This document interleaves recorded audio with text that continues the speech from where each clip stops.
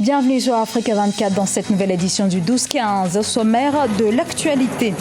Des changements institutionnels et constitutionnels sont plus que jamais attendus au Togo. Des assises nationales qui ont lieu à Lomé depuis ce 11 juillet se penchent sur les moyens de lancer ces réformes. Et le Conseil de l'Entente se tient depuis ce lundi au Niger. La situation sécuritaire dans la région de Difa constitue l'essentiel des discussions. L'Afrique de l'Ouest connaît depuis des mois une recrudescence des attaques terroristes.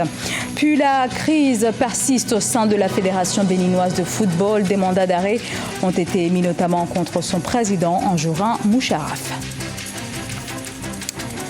Et Kigali abrite depuis ce dimanche le sommet de l'Union africaine. Ce 27e sommet a débuté par la session ordinaire du comité des représentants permanents qui clôture ses travaux ce mardi. Il se poursuivra ce mercredi avec la 29e session ordinaire du conseil exécutif. Au programme, la protection des femmes, l'élection du nouveau président de la commission de l'UA ou encore la mise sur pied du passeport africain. À noter qu'Africa 24 a déployé un dispositif spécial pour vous faire vivre cet événement en direct de Kigali. Retrouvez également tous les soirs une émission spéciale qui vous sera présentée par Babylas Boton à partir de 15h30 GMT. Au Togo, universitaires, hommes et femmes politiques, personnalités de la société civile. Au total, ce sont une centaine de personnes qui tentent de trouver des moyens pour enclencher les réformes politiques tant attendues par les Togolais depuis 20 ans. Des réformes nécessaires donc, mais il faut qu'il y ait un consensus. C'est ce qui ressort en tout cas des premiers travaux ce lundi. Reportage Aimé Fakofi. Assurer au Togo une gouvernance adaptée à ces réalités par l'organisation d'une large réflexion, c'était là l'une des recommandations de la Commission Vérité, Justice et Réconciliation à la fin de ses travaux en avril 2012. 4 ans après, cette recommandation trouve sa mise en œuvre dans l'organisation d'une rencontre nationale dont la mission a été confiée au Haut Commissariat à la réconciliation et au renforcement de l'unité nationale. Aujourd'hui, avec ces assises nationales sur les réformes politiques et institutionnelles qui se tiennent à Lomé du 11 au 15 juillet 2016, la machine de la réconciliation nationale semble de nouveau en marche. Nous avons besoin d'une justice sociale bien appliquée et qui permette à tous les travailleurs d'avoir un travail décent dont ils vivent et qui lui permette de bien élever sa famille, de l'éduquer en toute qualité de service public et en toute confiance dans notre pays apaisé. C'est cette position-là que nous sommes venus défendre. Nous, en tant que chefs traditionnels, nous adhérons à cette initiative et nous allons ensemble œuvrer pour que toute la problématique de réforme au Togo soit prise en compte pour le mieux-être de nos populations. Je ne peux qu'encourager l'initiative qui est prise maintenant. Évidemment, on n'est qu'au début. Il faudrait avoir beaucoup de sens de responsabilité pour éviter, une fois encore, de se braquer pour que cela puisse réellement avancer. L'absence des membres de la coalition Combat pour l'alternance politique en 2015, notamment la principale formation politique de l'opposition, était remarquable à l'ouverture de ces assises. L'Alliance nationale pour le changement estime en effet que ce cadre de réflexion est inopportun au moment où l'accord politique global de 2006 a tout prévu. Le H-Crown, pour sa part, reste tout de même ouvert à toute suggestion en faveur de la réconciliation. L'ANC l'avait annoncé, mais je crois que j'ai des amis, j'ai des connaissances qui appartiennent à l'ANC qui sont là et puis je sais que même n'étant pas là, ils suivent de près et c'est ça qui est important. Ils ne manqueront pas, comme je l'ai sollicité de la part du chef de file de l'opposition, de nous faire toujours parvenir leurs avis, leurs suggestions. Au terme de cette rencontre, des orientations seront soumises pour réformer la vie politique du Togo. Ces orientations trouveront leur mise en œuvre au sein d'une commission des réformes dont la création a été annoncée par le chef de l'État en janvier 2015.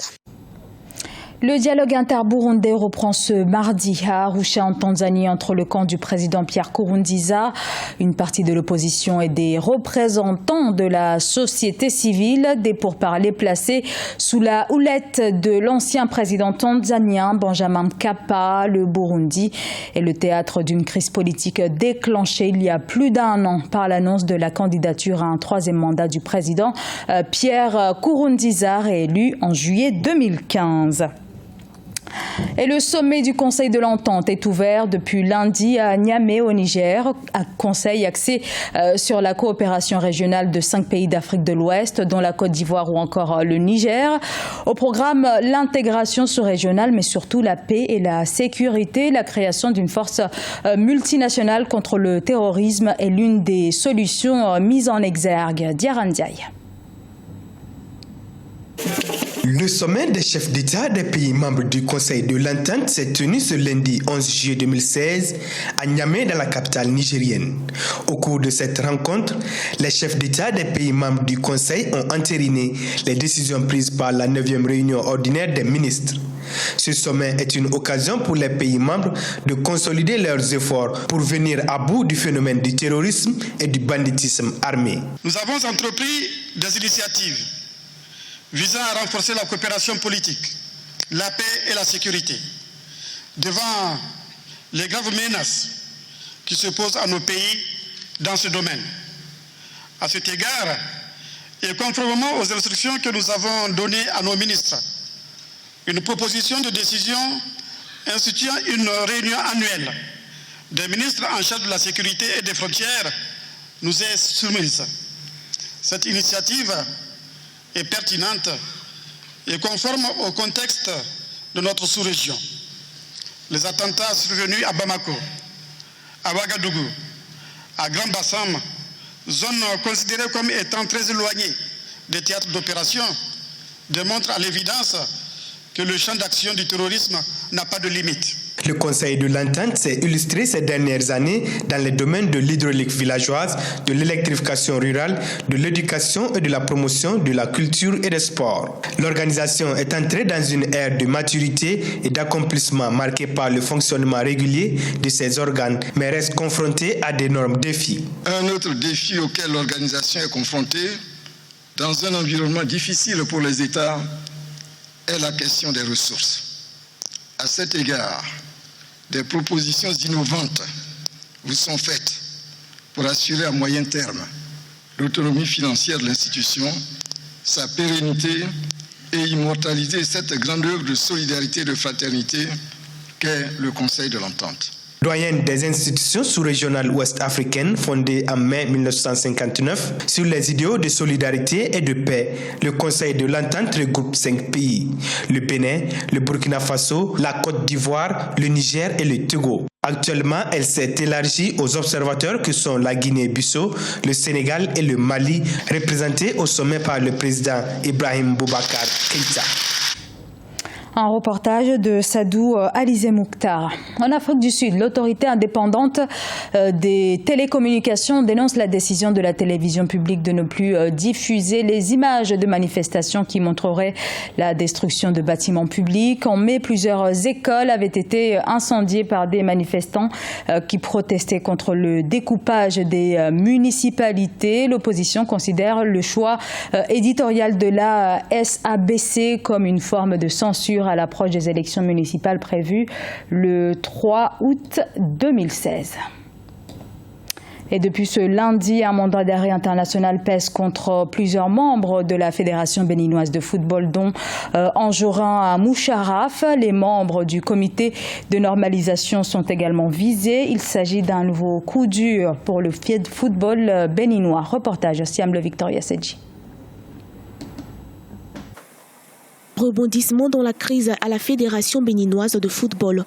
Un mandat d'arrêt a en effet été émis contre Moucharafou Anjorin, élu président de la Fédération béninoise au terme d'une assemblée générale élective controversée le vendredi 10 juin 2016. Et les membres de son bureau sont également concernés par ce mandat d'arrêt. Les membres du CONOR, comité de normalisation, et 2 officiels de la FIFA, à savoir Constant Omari, président de la Fédération congolaise de football, et Sidi Diallo Augustin, président de la Fédération ivoirienne de football. C'est le juge d'instruction du tribunal de Porto Novo, Issoudine Ibrahim, qui a émis le mandat d'arrêt. Selon le document du tribunal de première instance de Porto Novo, les 2 représentants de la FIFA sont notamment poursuivis pour opposition à l'exécution de décisions de justice et complicité d'usage de faux en écriture privée et authentique. C'est le temps aujourd'hui de voir clair dans ces machinations qui se sont orchestrés contre le Bénin depuis un certain temps?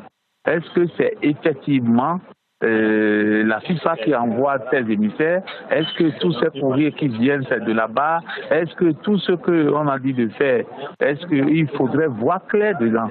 Et là, je suis entièrement d'accord pour que la justice de mon pays puisse éclairer cela. Les 2 représentants de la FIFA étaient présents lors de l'Assemblée générale élective de la Fédération béninoise de football. La crise qui secoue le football béninois depuis plusieurs années s'est accentuée depuis l'élection contestée d'Anjorin Moucharafou comme président de la fédération. Une élection qui s'était faite à la hâte alors que la FIFA menaçait le Bénin de sanctions au cas où la situation ne revenait pas à la normale au plus tard, le 12 juin 2016, date du dernier match des écureuils du Bénin dans le cadre des éliminatoires de la CAN Gabon 2017. Malgré cette interdiction, le congrès électif a eu lieu. Le congrès électif convoqué a eu lieu, a été organisé par les membres du CONOR mis en place par la FIFA et en présence de Constant Omari et de Augustin Sidi Diallo de la Côte d'Ivoire.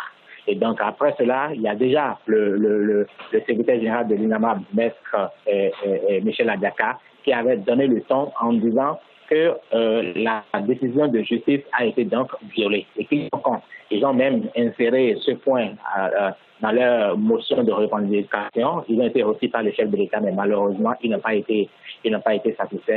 Pour certains analystes, la crise prend son origine depuis l'ancien régime. Un bras de fer entre autorités politiques, juridiques et membres de la Fédération béninoise de football. Des démêlés qui font sans doute ressurgir la question de la séparation des pouvoirs politiques et footballistiques au sein des États, une problématique qui suscite depuis plusieurs années de vives controverses en Afrique comme ailleurs dans le monde. C'était le journal de la rédaction. Merci de l'avoir suivi. Dans un instant, une nouvelle édition de l'information sur Africa 24.